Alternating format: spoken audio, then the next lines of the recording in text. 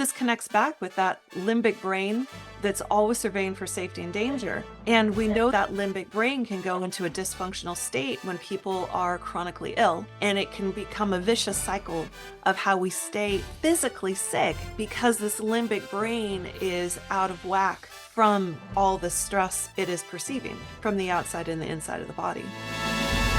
Cue music. Places, everybody, places. We're starting in 3, 2. Welcome to the Autoimmune Hour, where we look at the rise of autoimmune disorders.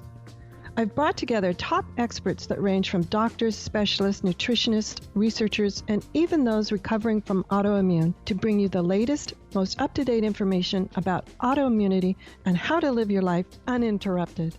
Thank you for joining us here on the Autoimmune Hour with Sharon Saylor. Always seek sound legal, medical, and or professional advice regarding any problems, conditions, and any of the recommendations you see, hear, or read here on the Autoimmune Hour, Understanding Autoimmune, and Life Interrupted Radio. Join the Autoimmune Hour's Courage Club. Sign up now at understandingautoimmune.com.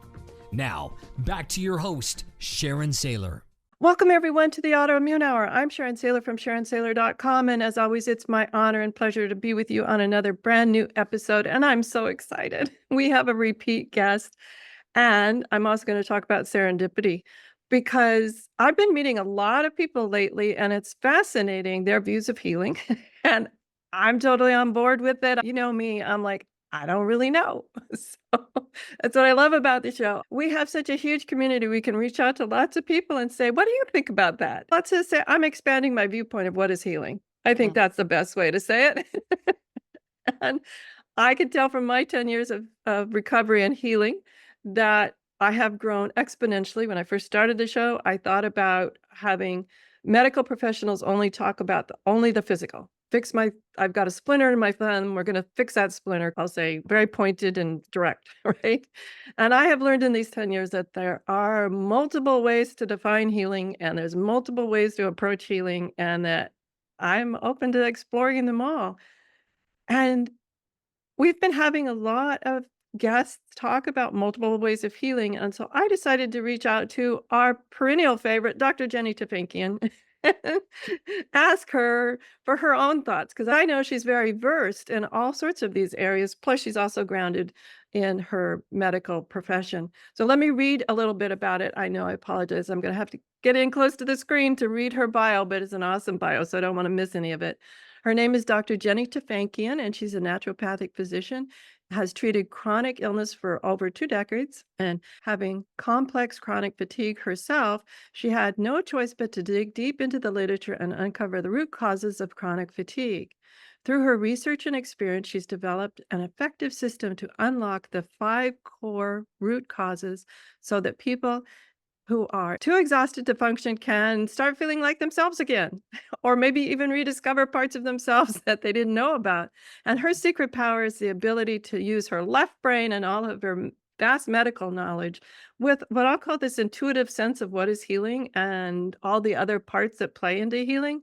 And that's what I wanted to talk to her today is we're going to talk about healing, and we're going to talk about what is healing to each of us and how it can be very different for everyone. And I could go on and on. I just want to let you know she is a licensed naturopathic physician, primary doctor, and she is really a sought after speaker all around the world. So I'm thrilled that she is taking the time to be with us today. Thanks for being on the show, Dr. Jenny. I so appreciate you coming back to help me unravel this question I now have. It's always a pleasure to talk with you, Sharon. I'm excited to be here today and have this conversation. We'll see where it leads us. Absolutely. As my audience knows, it goes rabbit holes left and right. Jenny's been a long time, decades-long friend, so she knows just to buckle up and hang on. So, Jenny, the big question to me now, as my experience over the past 10 years, very much into my first journey was like fix the physical. And I get that. That made sense from my background and everything. But I have come to discover that healing is so much more, and it's very individualized. Mhm. I know that is a huge, broad opening here. But I'm going to throw it open and let's just explore what is healing? Oh, that's such a good question. What is healing? First, I just want to say that, yes, so much of our culture focuses on this physical level. And it's just the kind of the scientific philosophy that we're imbued in. And really, when we look at what can we now prove with science, we can prove that we have this physical body, we have a mental emotional body, and we also have an energetic body. And you can have dis-ease or disharmony in any one of those three levels, and it can impact the other ones. You and I know, Sharon, just from our lives and our journeys with our health and our emotional world, how much that chronic stress and early childhood experiences and the interpretation of what happened to us when we were little has impacted how easy it was for us to get chronic disease at some point in our life. And I know those of you listening who are struggling with autoimmune conditions, there's so much more understanding now of that emotional body and how that can impact our physical health. I feel like there's this newer understanding. We're coming more and more into understanding this energetic body. And I personally am on my own trajectory of understanding this energy body more of when am I out of balance there? When am I in balance? What can I do to bring that balance in? So to answer your question, what is healing? Healing to me is really when all three of those bodies are in alignment. And I'm going to use a word that sounds not very scientific, but I'm going to say it because it's how it feels to me when I'm in it. And it's what I see in other people. It's flow. It's really that there aren't any blocks to the energy flowing. And if you want to bring science in here, what the people that I think have studied this particular thing the best is actually heart math. When you look at their research that they're doing and they're studying the energy flow around us, they have really literally studied that there is an energetic field that comes out from our heart. And that heart, when that heart energy system, they can sense what the pattern is. And when it's in alignment with the energy that's above your head, not actually in your head, but above your head, when that's in coherence, they can test it. I'm looking around to grab because I have some monitors here that can begin to assess how in or out of coherence I am. And we can begin to actually study that. And what we have seen is that when people are able to get into this state of coherence, the autonomic nervous system begins to re-regulate back into what we would call normal. You and I have talked about, and I've talked on this show many times about how the body wants to become back in balance. The body wants to be healthy. Sometimes even our physical symptoms of illness are actually the body trying to get back into a state of health. There is this rhythm and it wants to be normalized. And these are some of the things that we're beginning to realize when we bring those in, we can experience health. But real health is one of those things that you take for advantage until it goes away. Yes, that's so Right? true. Unfortunate. Yeah, You you don't know? think you think it's always gonna be there till it isn't. Yeah, exactly. Yeah. Yeah. And then in hindsight, you wonder, yeah, I should have seen it coming in hindsight. But I don't know. For me, I've always got an excuse. Okay, I'll just cheat this one time. And then that turns into multiple times. But I Well, digress. what I can be honest about for myself and my experience, because looking back, I think that I first got myalgic encephalitis chronic fatigue when I was probably a kid. And I think I had a flare in high school that was poo-pooed by the Kaiser physicians I went to see. They said, you don't have strep, you don't have mono, you're just trying to skip school, go back to school, kid. I was really exhausted. And I'm sure my Epstein-Barr virus had been reactivated and I was really sick and really should have had different kind of care. But the thing that I can say for myself when I have when I've had something reactivated is in hindsight, there's always a period of denial that I go into. And as much as I'm aware of this, I find it hard as a human being who likes to do a lot of things to be willing to accept what's really happening in my body in a time and to take the time out soon enough. I have gotten better over the years. I catch things sooner, and which is partly why I try to share time explaining this to other people because I think all of us fall into that. All of us who are professionals and parents and who just like doing stuff and also have chronic stuff going on, there's this place where it's, oh, I just don't really want to deal with this part of my being right now. I just want to keep going. And if I just ignore it a little bit longer, maybe it'll go away. Exactly. Or I can tough it out. I'm resilient. I Right, really want to right. go through this. Yeah. No. And that's what I love about you because in so many cases it reconfirms my sanity. I I know that sounds strange, but I do get to that point where I start feeling really great and doing things, and then sometimes I overdo. Mhm. but I don't really know where that line is, and I'm getting better and better at realizing, okay, here's the first inkling. Okay, time to readjust. What are you doing? But I like hearing that it's not unnormal to have it constantly being a balancing act of doing something, readjust, do something, readjust. Because somehow in my mind, which would be ideal, maybe it happens, I don't know. It was like you reach healing and there you stay. It's like the Hollywood romance movie, right? It's like Right. you meet the person and it's perfect for the rest of your life. Exactly. And now you're telling me that, maybe not. Yeah, for sure. Let us just go back to this. When you talk about this, oh, I overdid it. What do I need to do? And I think there's a couple things I'd really like to dive in here around because there's some very subtle, nuanced pieces that I would love to talk with you about because I think you're such a great person to have this conversation with. When we feel like we've overdone it, first of all, it's easy to go into one of the places that's dangerous, which is where we start to get self-critical of ourselves. Oh, God, Jenny, you did it again. Oh, there you Oh, go. Why did you? Blah, I blah, blah, blah, blah. So, what's that? That is a negative voice. That's a negative tape. What is that doing? It's shutting down our system. That's a shutdown. That's an emotional and energetic shutdown. You're basically telling yourself, excuse the language, you're a piece of shit. And I'm sorry to be so strong, but that's literally what is happening there. And that's not helpful for us.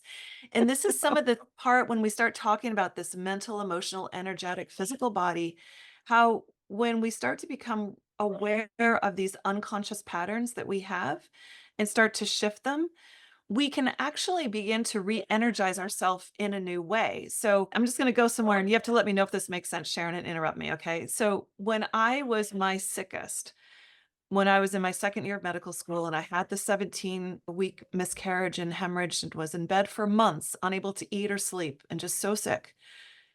That was a time when I would say that all three of my systems were down. My physical body was down, my emotional body was down, and my energetic body was down. When we are really flat out, often all three of those systems are down. And that's unusual to have all of them down at once. Usually it's one or the other. Usually we can be really physically down, but emotionally we're doing okay, or energetically we're doing okay, and we can pull on the other systems. Real health is when all of those systems work well. When we talk about overdoing and beginning to feel like we're going down a slide where we may be at risk for a relapse, so we just don't feel good, it can be really insightful and helpful if we can figure out which system, which level needs the support, and which one is strong to give that one the support it needs. Does that make sense at all? I'm happy to explain more. No, it absolutely makes sense. My question was, though, I'm understanding the idea of, okay, which one is strong now? Yeah, And they all might be of varying percentages, shall we say. right, I got to right. see it as a 0 to 100 kind of scale here. And I love the idea of being able to, what part of me has the capacity right now to nourish the other parts? Okay, so that's what we're talking about. Yeah. Okay. Or which level is really throwing up the alert signals. So anytime we don't feel well, there's some kind of signal in the body that has created some kind of a something. So let me explain. You could be feeling down because you, like me, were around a bunch of people with COVID and maybe you caught a little bit of something, or and your body is fighting off having a straight immune reaction to something. And that's part of you feeling crummy. And that's a very physical thing. And you need to bring in with some physical tools to support your immune system so that you don't go down a whole slide of illness. Sometimes we just feel crap and we don't know why. It's like we just feel like we're beginning to crash. And there may be physical things like a headache or fatigue or body aches that are coming on. We don't know why.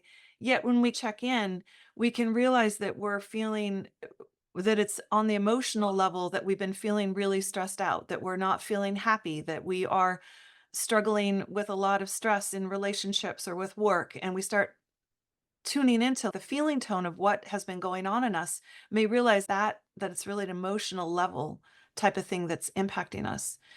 And then for me personally, if it's more energetic, it often has a very heavy feeling. And often because I'm so sensitive, it may not even be my energy. It may be that I picked up stuff from somewhere else and I just need to do some kind of an energy clearing piece there.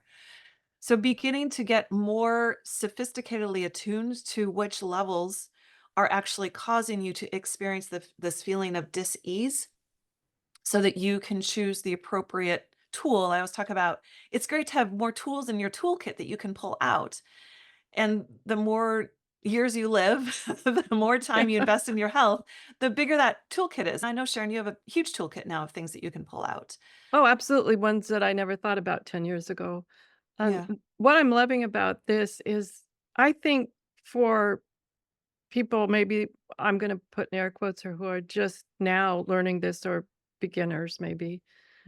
For me, the first place I always looked was the physical. That was the most obvious, that was the loudest, shall I say. Oh, you wake up in the morning, "Ow, ow, that's loud."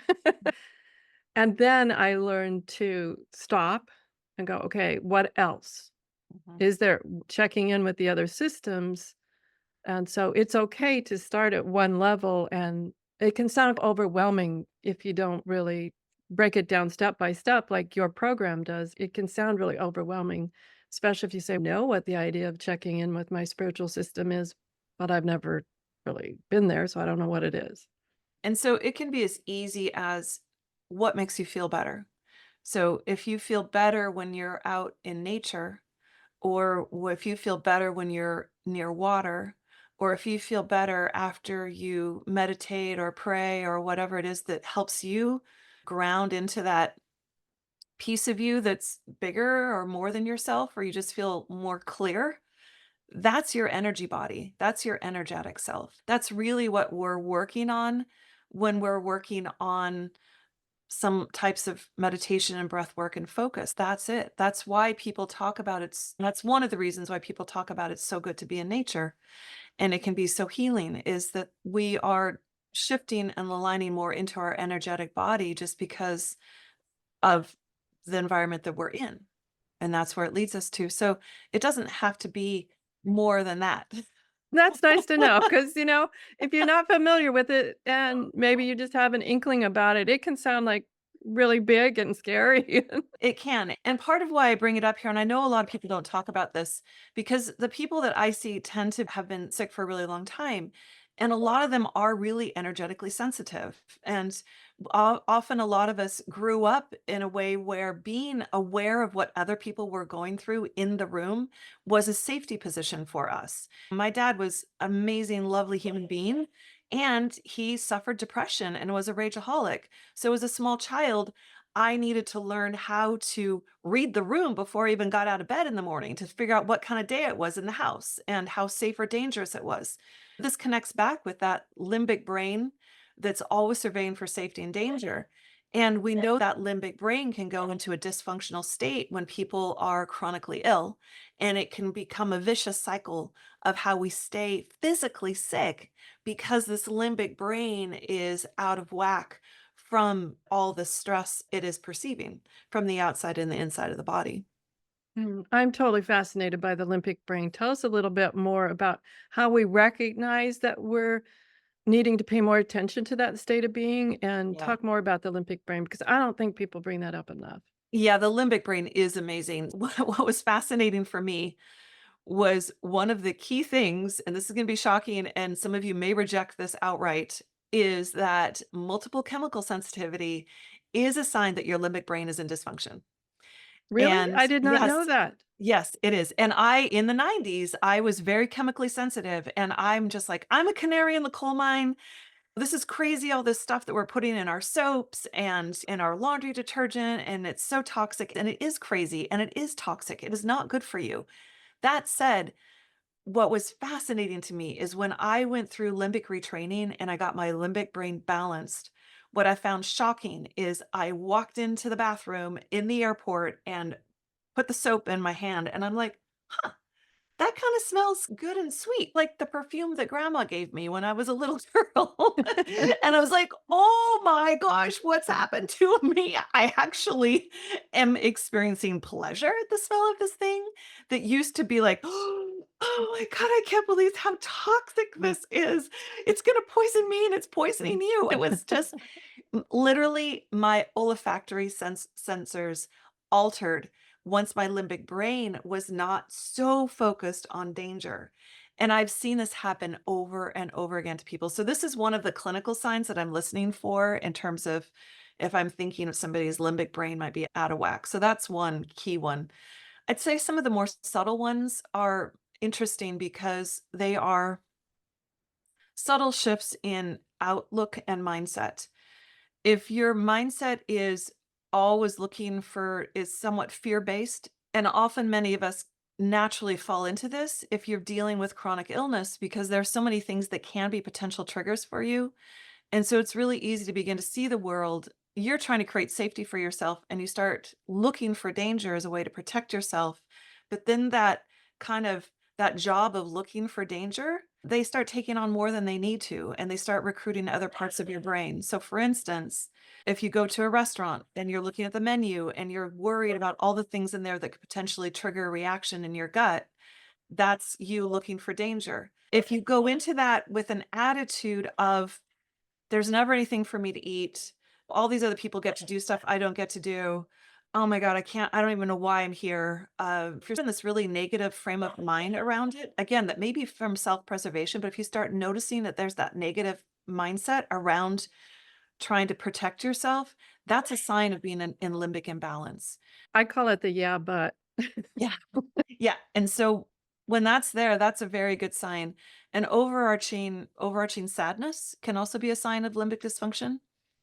And a lot of people who struggle with chronic illness also struggle with depression or anxiety, and that sadness can be part of it, but it's more of a over identifying with that experience of sadness instead of just, oh, I'm sad because I found out that somebody I know is not doing well and I'm feeling sad about them. It's like this overarching kind of sadness kind of feeling is just there all the time. It's those heavier feelings are a good sign that your limbic brain may be dysfunctional. And the great news is that there are things that you can do. And even in that instance of, again, we talk about the toolkit. So you find yourself in the restaurant, you're a little bit tired, you're trying to order some food, you're with a bunch of people, it's loud, it's feeling more of an insult to your system than something that's supposed to be happy and fun where you get to connect with other people. As soon as you catch yourself in that situation, you can choose to take action and do something different. And your choices at that time, you can just leave if you don't feel like it is a good place for you to be. But more to the nuanced part that I'm talking about, once you identify it, you can make a consciousness shift like that and choose to be in that space in a different way. Sometimes I've had to remove myself for a minute to get reoriented to how I really want to show up in this situation for myself. Yeah, So, I have found that easier to do, to step yeah, outside, get some fresh yeah, air, or go to right. the restroom, splash some cool Exactly. water on my hands or face or something. Exactly. That amazing bathroom stall to have a moment or the bathroom or to step outside and to reorient and then to be like, okay, I'm choosing to be here. Here are all the great things I can get out of being in this situation. Like I love talking with people. I get to know these folks and it's a regrouping that can happen. And as soon as you can find your joy and your gratitude, you've literally shifted your physiology into this place of more healing. And that becomes a really good message for that limbic brain that you're safe and it can chill out a little bit. As my friend Michael says, "Go outside and pop up as a whole new person." I love that. Like, oh It is. It's great. It's really good. Yep. yeah. So I have a tangential question. I'm a little confused on terms. And we've talked on the show, no, we have here, but I've had other guests talk about the autonomic nervous system Mhm, and dysautonomia. mhm, And now we're talking about the limbic system. mhm. How are they related or are they the same thing? I'm confused. They're all connected. So the autonomic nervous system is your nervous system that's automatically running all the time. It's running our heart rate, our breathing rate. It's picking up information and running information through your body all the time. Dysautonomia is that system broken, not functioning normally. And the limbic brain is key to all of this because the autonomic nervous system runs through the body. the vagus nerve is the largest nerve in the body. It senses all the different organs, the spleen, the liver, the stomach. There are little, I do this down here, like you can't see it, but I'm doing Little fingers, little like what's not seen in tentacles. my head is that picture of that vagus nerve going down, and it goes, has a little thing for the spleen and the liver, and it sends information up to the limbic brain. The limbic brain is a series of different parts of your brain. It's the amygdala, it's the hippocampus, it's a couple different pieces that work together in your subconscious mind. And it's literally connected through a huge nerve network to that vagus nerve. So what you have is the vagus nerve is like a communication highway that sends information from the brain down to the body and from the body up to the brain. And they're always cross-checking each other. There's a lot of information that goes up if you have dysbiosis, if you've got irritable bowel, you're eating foods shouldn't be eating, if your liver is congested with toxins or parasites or something's going on, it's sending messages up to the limbic brain saying, things aren't so great down here, things aren't so great down here. Then you have your limbic brain that, as part of your subconscious mind, is sending messages from everything you've ever experienced in utero to present day that is in your unconscious mind, any generational memory in there. And if you believe that you have a soul and that has a journey, anything from your soul journey as well is in that subconscious mind. And if that has been unexamined and is still sending off the same negative signals it's been sending to your whole life because you haven't done any work in that area, it's sending down its negative message down to the body saying, I'm not safe, I'm not safe, I'm not safe. When you start piling all of these I'm not safes up of physical stuff that's literally is happening to you, and then the stuff coming from the top down, it can throw a body into dysfunction. And what we find is one of the things that goes into dysfunction is the autonomic nervous system itself. And one of the ways that an autonomic nervous system out of function can show up is in this thing called dysautonomia. And then dysautonomia, you get all these weird things where it's very hard for your body to adjust to where you are. Are you up? Are you down? And you can feel lightheaded and extremely exhausted all of a sudden and feel like you're dying and all kinds of stuff instantly because it was too hot in the room or you didn't drink enough water that day or little things like that. And yeah, so does that answer that question? Yeah, it does. So they're related and they work in tandem with each other, and that's where I was confused. Like a lot of what I was hearing sounded like that also sounds like the autonomic nervous system. So I was thank you for defining how they play well together, or Yeah. maybe not play well together Yeah, based on yeah. what we're doing. Exactly. And they really are very much integral to each other. And the thing that I'll just have to say about long COVID, because it's something that I work with a lot of people with that, and I have personal experience with it.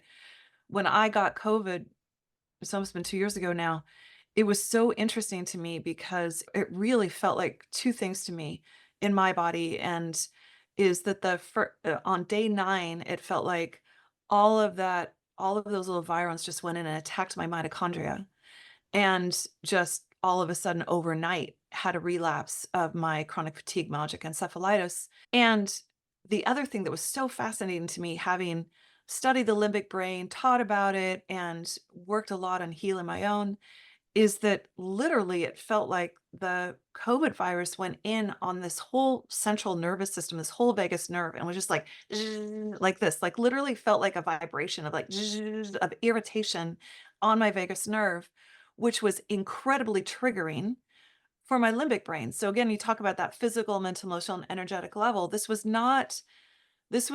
limbic brain disturbance from a physical thing. It was from a virus that had invaded my nerves and was causing mayhem in my nervous system. And I experienced it as a physical sensation of a vibration. And it triggered a lot of uncomfortable feelings in my body that my limbic brain then interpreted as being extremely unsafe. And I had to constantly, day in and day out, do things to keep reminding my limbic brain to not take that message all so seriously. And it's hard, and some days more successful than other days. But I really want to mention that because I think that even I'm so excited that we are understanding more about the limbic brain and about energy work and how you can have somebody on that say they meditated their way out of a chronic disease. I fully believe that. I think we have incredible power in us to heal our own bodies. And there are actual physical things that impact that emotional, energetic body. It's not like it's all your fault. It's not like this, oh, you created this, like you made yourself sick. To a certain level, I can say, yes, that's true. And there are also these things that come into your body. And I'd say rather than you made yourself sick, I would say you have the ability to heal. You're just going to need to approach it from this multi-leveled way if you really want to experience the true transformation that is possible when you address all of your root causes and you address all three of these different layers. Oh, I love that. I love that. It's so easy to blame ourselves and take us down, and it sounds like it almost exacerbates the problem when we start doing that. So I like the reframe of yes, and there might have been a part I played by poor diet, lack of sleep, whatever it might Right. have been, Right. stress, whatever. But it's not shame on you. It's a yes, and I Right. like, Yeah. And I think it's incredibly courageous. And we have to be really courageous in terms of honoring ourselves and who we are and what we need to do. Because there are times when those people around us don't understand what's happening to us and why we need to do the things we do. And it's easy to anticipate their confusion or their frustration and take that on as well as another burden, right? Those patterns of guilt that a lot of us carry around needing to try to be better or take care of everybody else. And it's so important to be courageous and to just honor what is going on with you. What do you need? How can I love myself even more right now? That's the secret sauce right there. It's really all ultimately about love, which sounds so unscientific. How can I be a doctor coming on here and just saying it's really about love? But yet, each one of our different emotions has a vibration. And the vibration of gratitude, the vibration of love, the vibration of appreciation literally can be measured. They are higher level vibrations. And when we literally can feel that, it does help the body heal. And we can go into, and those vibrations literally impact the outside of our cells where we have sensors, and they can impact the DNA in terms of what genes are turned on and turned off, what proteins are expressed, and how, whether we're expressing a pattern of health or disease. wow, I love that it all comes from love. I've known that, and to Yeah, I know. experience it is awesome. Yeah. And I think the hard part, though, when I was going through the transition and learning a lot of this and a lot from you, was giving myself permission. Yeah. I know that sounds weird, but it's like you can get it on an intellectual level, but then part of you, there's a real, for me at least, there was an argument about I've got more important things to do, family, job, blah, blah, blah, or who am I? It was a real interesting transition period for me to give myself permission to even go to those places. Right. I totally agree. And I've also struggled that with myself. And when I work with people, I see that's something that we all struggle with at one time or another, which is why I bring it up. And I think it's just so true for all of us to know that it's the highest level of healing that we can have is to take care of ourselves and that we do have the right. And there is a need for us to learn how to do that as hard as it is at times. Wow, Yeah. yeah. Wow. So this is great. That's why I say brave, courageous. That's what's the most courageous thing I can do right now. I can love myself even though I'm not able to do the work today that I had intended to do, even though I wasn't able to show up for my kid the way I wanted to because I wasn't feeling well, right? I'm still love myself, right? Absolutely. And what a service that does for your family and friends in the outer world when we love ourselves first. Right. It's not selfish. I hear people say, I don't have time. That's so selfish. I'm like, look, we can get very pragmatic and go, if you get sick, you really won't have time. I know. I Well, get very pragmatic about it at that level. and the other thing, again, to share with you here, just being super true about my journey, is that I can honestly tell what state I'm in just walking outside. If I'm in a state where I am really loving towards myself and I'm in my flow, my smile is easy to everybody outside. And I am super generous in my thinking about others, in my acts towards others, and everything that I do. It's easy because I am already in a state of love and joy and flow. And of course, I'm only want to help out others if I'm in that state. Compared to if I'm in a very self-critical state, if I'm clamped down, if my limbic brain is jacked up, not only do those chemicals smell toxic to me as a sign that my limbic brain is jacked up and I need to do some work on it, but my negative glasses are on as well, where I'm judging other people or I'm feeling critical or I don't have the time or the energy to help out that person right now or something like that. Does that make sense? Like it's for me, it's I can go through my day on my meter and go, how was I today? Like, where was I? And so much of it's how I interact. So you talk about not wanting to ultimately be of service or help others, it's really about starting here inside yourself. And if you want to talk about being most effective as a parent or working, it's really starting right here. And if you want to be How am I showing up for me is the right, critical yeah, question there that we yeah, like to ask. And for me, it's interesting to when we say, how are you showing up? For me, maybe it's a skill. It could be that it was doing that assessment. And then it becomes fairly easy to like, okay, then what do I want to do instead? It's not, oh, I'm stuck here. Once I make that conscious awareness, oh, I'm showing up in a way I don't want to be showing up for myself, which exactly, then reflects out on everything else, to make the conscious choice of, okay, I'm not showing up the way I want to show up. How do I want to show up? And then making that conscious choice to do it, to act on exactly. it.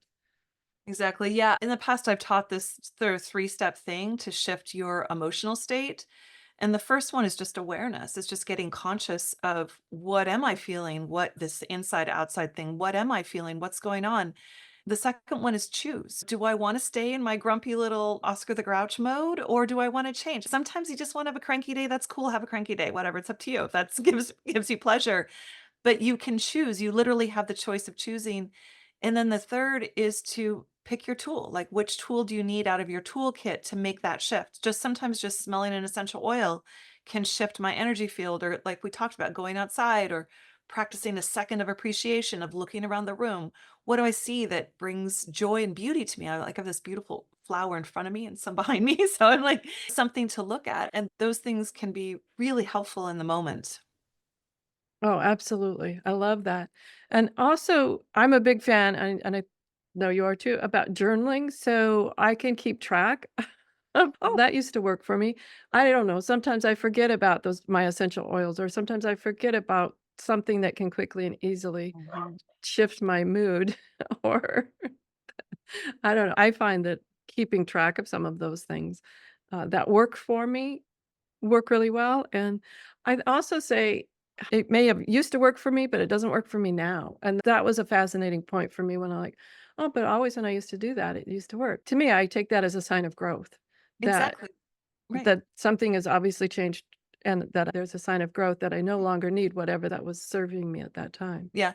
We talk about change and we talk about healing, one of the things about the limbic brain is when we're talking about what helps heal the limbic brain, it's practicing things over and over again so that you literally create new neural networks. And so some things that didn't work before will now work differently for you in a new way. But what I really want to say about that is if you're new to this, if what we're talking about is new, or even if you've been doing this for a long time, whenever you're practicing something for the first time, you have to do it a lot and be really conscious about it. And if you're trying to get yourself to become more conscious of where you are emotionally and shift to a more positive state, it can be really helpful, I think, even to have a list up front in terms of what those tools are. Like you're saying, to journal them is a great idea. But I know for some of my patients, they're those big, huge wall-sized stickies, like, we've just written down the list of things that they can for their toolkit that they can go to, and it's on their kitchen wall. So if they're walking through their house and they catch themselves, they're like, "Oh, I can that's right, I can do my deep breathing exercises, or I A can go gold pet my star dogs." list? Are you I talking about a can gold go, star like list? right. Okay. I'm a gold star girl. I'm on board. And the But more I yeah, go just want ahead. to throw in, think about how great to model for your kids. If you have this gold star, like grumpy mood, whatever, grumpy mood changers and all of this sort of thing. What an interesting thing to model for your family. Wouldn't it be amazing? Yeah, I know, right? The things that we know now that I wish I knew then. Yeah, obviously, but I'm lucky enough I've got grandkids, so we could still, practice those things on Right. with ourselves and enter them into the world. Oh my goodness, this is fascinating. As we grow and strengthen our limbic system, how come I can't say that? Limbic. Limbic system, the mouth isn't working here. As we strengthen and grow our limbic system, and we begin to model those on the outside, physically or in our space, does the body shift just naturally? Or I guess I'm a little confused. Does the shift Yeah, on their it's own? Or what kind of actions do we have to take to help support it? yes and yes. So let me just back up and say, just to when the limbic brain goes into a state of dysfunction, so it's not dysfunctional for everybody, but for those of us who have limbic brain dysfunction, one of the things that can happen when people are severely sick with fatigue, with pain, is that literally what has happened is that the limbic system has compiled all this data from the organs and from the brain and everything and said, we're not safe. And so it starts sending out signals to the body to stay safe. Remember how I first started in the beginning, said in the beginning, the body's always trying to protect you. This is the limbic brain trying to protect us, literally making hyper increasing not just your sense of smell so that you smell toxic things that other people don't, but also so that you may have a lower threshold of pain. You may experience more pain or you may experience more fatigue. And literally, it is trying to tell you, and it's a very unsophisticated way to stay safe, sending out so many signals so that you stop being social, you stop hanging out, and you go hide behind your rock in your cave. Go somewhere where it's safe. And that's pretty much all the limbic brain can say is, I don't know what's going on. I just know it's really dangerous. I need you to go hide. I need you to go away and be safe. I'm going to throw out all this stuff.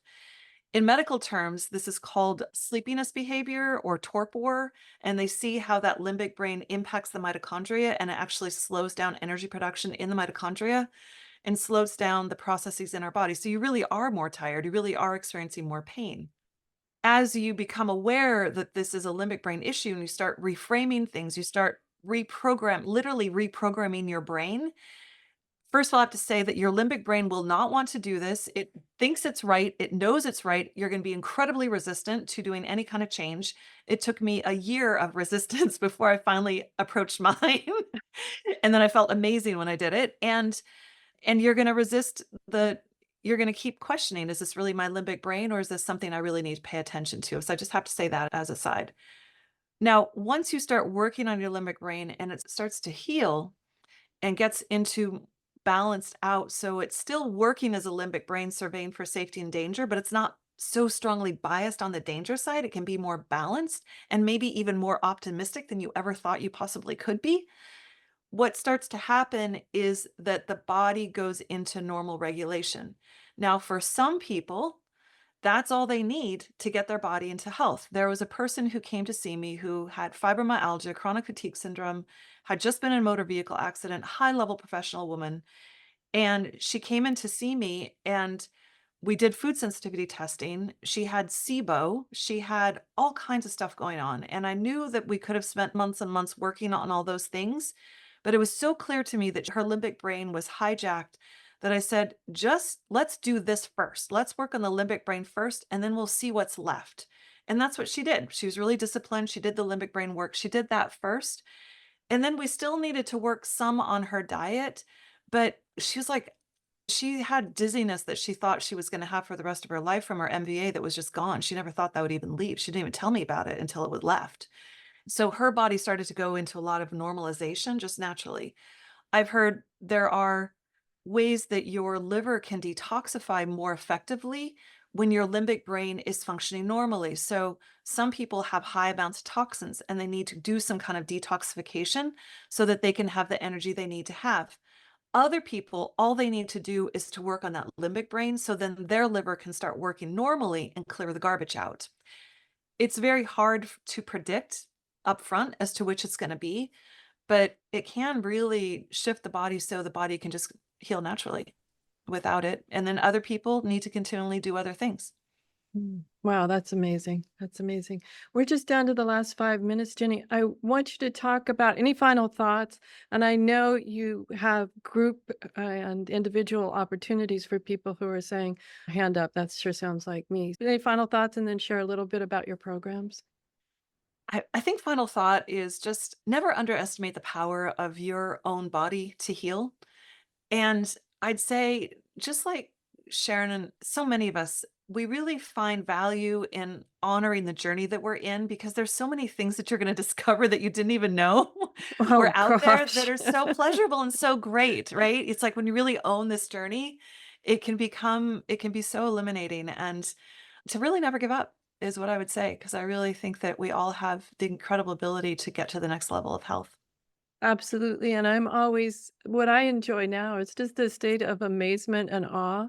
And oftentimes I'm like, being in that state of where I'm willing to be like, wow, I didn't even think that was possible. This is so cool. Yeah. Yeah, it's I'm so I, great. I didn't even know this was possible. This is I so love it. cool. I love it. I love it. That's so great. I think that opens up I don't know, maybe it relaxes the autonomic nervous system, the limbic brain, and says, okay, if we made it here, where else can we go? There's definitely some truth to that for sure. Absolutely. Yeah, So absolutely. tell us a little bit about your programs, though. I would love Yeah, to sure. have everybody know because you've got these great individual as well as group opportunities. Absolutely. Yeah, I've really shifted how I've been working with folks and bringing people in for a concentrated period of time. I bring people in to work with me for 6 to 12 months at a time and do intensives with them. And I also have this group program, which has been so fun.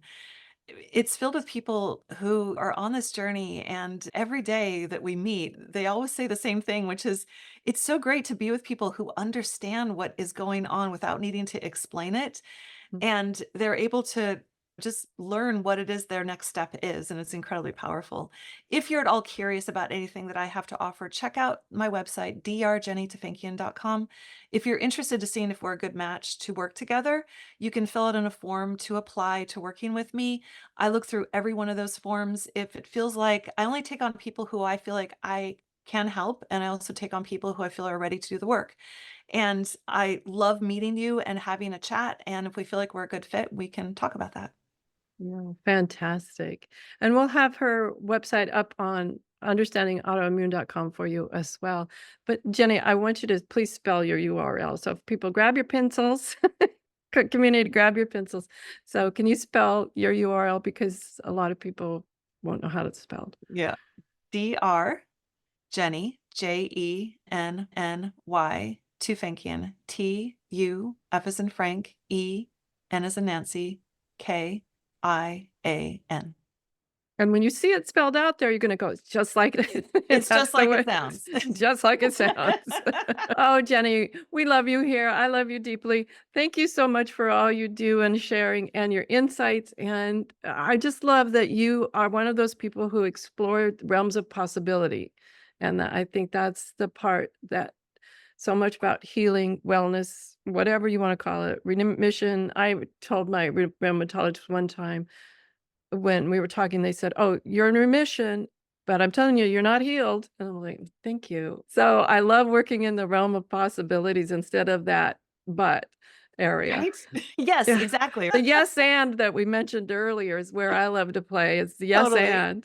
Yes, Or and.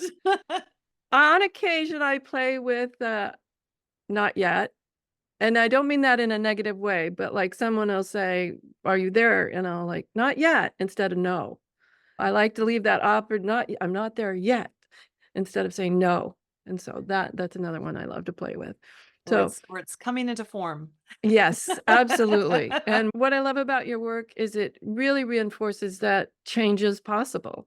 And Yeah. it doesn't have to be hard. It just you have to understand the mechanics of change. Right. That's pretty methodical after that. And the mechanics have changed for you because it's individualized. We all have different places where we need to do our work and places where we need to get that support. So understanding what are your needs, what are your next best steps is really where the key is. Yeah. Oh, fantastic. Everyone, that's Dr. Jenny Tufenkian. Thank you so much for being on the show.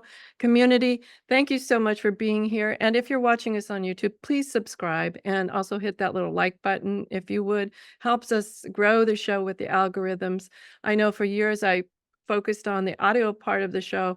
But now with the ease of video editing, I just feel the show's equally powerful when we see us in video as well. So choose your modality for listening to us. And I appreciate you all for being here through our 10-year plus journey. And thank you for supporting us. And please subscribe to YouTube or whatever audio format you're listening to. Love you all. Have a great week, whatever your adventures. Join me next week for another brand new episode. Enjoy. The information provided on the Autoimmune Hour, Understanding Autoimmune, and Life Interrupted Radio, including the websites understandingautoimmune.com and lifeinterruptedradio.com, plus social media, is for educational purposes only. What you read, hear, and see on the Autoimmune Hour, Understanding Autoimmune, and Life Interrupted Radio, and its websites, and other media outlets is based on experience only. The information should never be used for any legal, diagnostic, or treatment purposes.